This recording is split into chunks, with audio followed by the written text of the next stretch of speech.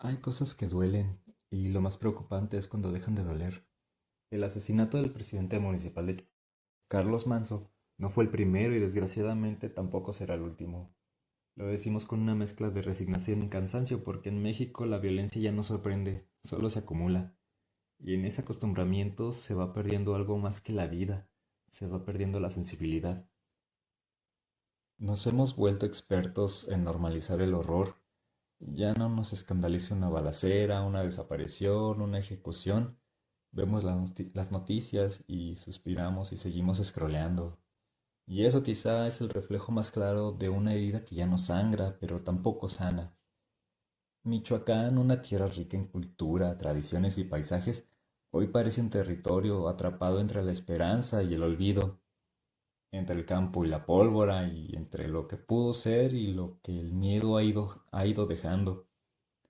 Y cuando uno intenta entender lo que pasa, se topa con una sensación de vacío, con un eco constante, un lugar donde las voces se escuchan, pero nadie responde.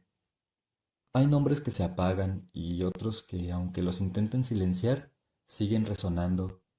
El de Carlos Manso, presidente municipal es uno de esos.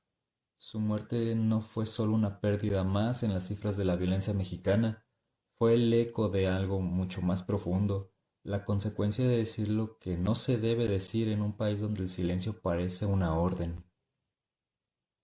Dicen, porque eso es lo que dicen en voz baja, que su voz incomodó a los mismos que deberían haberla protegido, que habló demasiado, que señaló donde nadie se atreve a mirar, y en México hablar a veces cuesta caro. Carlos Manso no murió por accidente, murió de frente, y aunque lo quieran reducir a una nota de periódico, hay algo que no pueden borrar, la sensación de que por un momento alguien se atrevió a romper el pacto de miedo.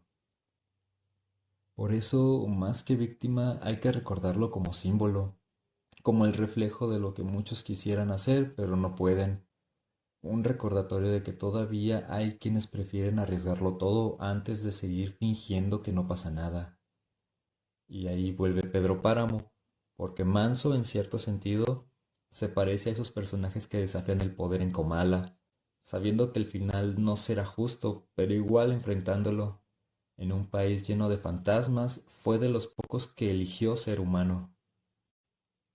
Lo que pasa en Michoacán no es solo una tragedia aislada, es un síntoma de algo más grande, de un país donde el miedo se volvió rutina, donde la política y la violencia se mezclan tanto que ya no sabemos quién gobierna a quién, donde la gente vive entre el silencio y la costumbre, y en ese silencio es inevitable pensar en Pedro Páramo, en ese pueblo fantasma de Juan Rulfo donde todos los personajes están muertos, pero siguen hablando, donde la vida y la muerte se confunden y la justicia es solo un eco. La historia de Michoacán no es nueva. Años de abandono, de autoridades que solo aparecen en campaña, de comunidades que se organizan solas porque ya no confían en nadie, y sin embargo la gente sigue ahí, sigue trabajando, sigue intentando vivir, sigue esperando algo mejor. Esa terquedad, esa esperanza testaruda es lo que nos mantiene humanos. En esta novela, aunque fue escrita hace más de medio siglo, parece hablar directamente de nuestro presente.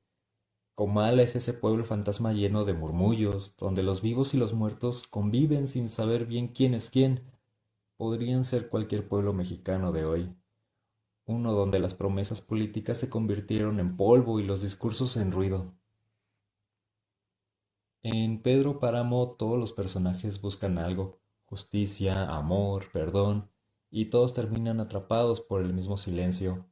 Ese silencio que también sentimos cuando una noticia como esta pasa y nadie asume responsabilidades, ni el gobierno, ni las autoridades, porque no solo hay muertos en la historia, también hay ausencias, ausencias de Estado, de ley, de empatía, ausencias de memoria, y aún así la gente sigue, los campesinos siguen sembrando, las madres siguen buscando, los jóvenes siguen soñando aunque sea con irse.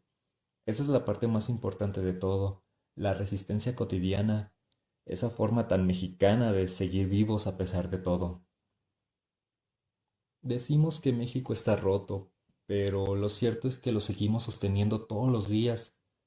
con pequeños actos de dignidad, ayudar al vecino, cuidar a la familia, trabajar sin perder la fe, eso también es una forma de lucha.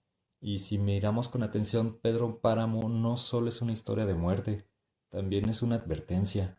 Rulfo nos muestra lo que pasa cuando el poder se concentra, cuando la injusticia se vuelve costumbre, cuando el miedo manda más que la esperanza.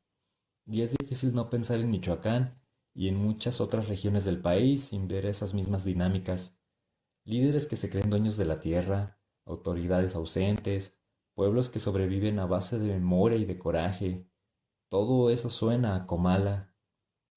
Pero también hay algo más. En la novela hay momentos donde el silencio se rompe, donde alguien decide hablar aunque no lo escuchen, donde la voz se convierte en resistencia. Y en México esas voces existen.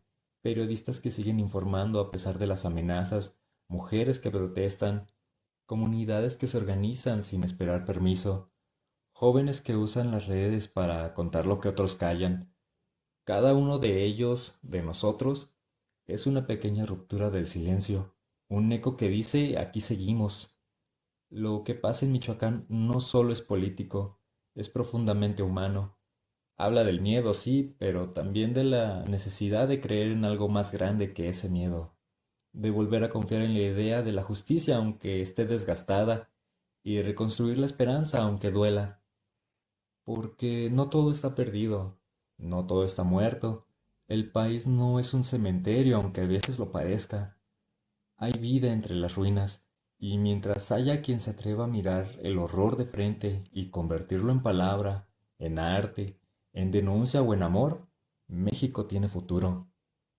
Quizá la verdadera lección de Pedro Páramo no sea que estamos condenados a vivir entre fantasmas, sino que siempre hay alguien dispuesto a romper el silencio, y eso es lo que nos toca hacer a nosotros ahora, hablar, participar, cuestionar y sobre todo no dejar que la indiferencia se vuelva costumbre, porque si algo nos ha enseñado la historia es que el silencio nunca ha salvado a nadie.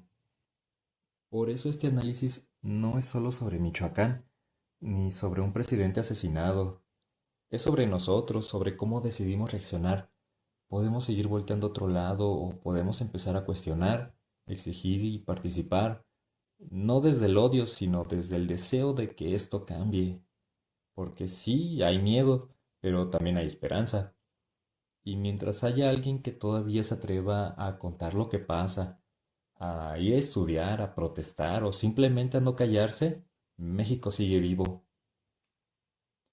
Y sí, tal vez el cambio no llegue mañana, tal vez falte mucho, pero cada vez que alguien elige no callarse, cada vez que alguien decide informarse o actuar con empatía, algo se mueve, una grieta se abre y por ahí, poquito a poco, entra la luz.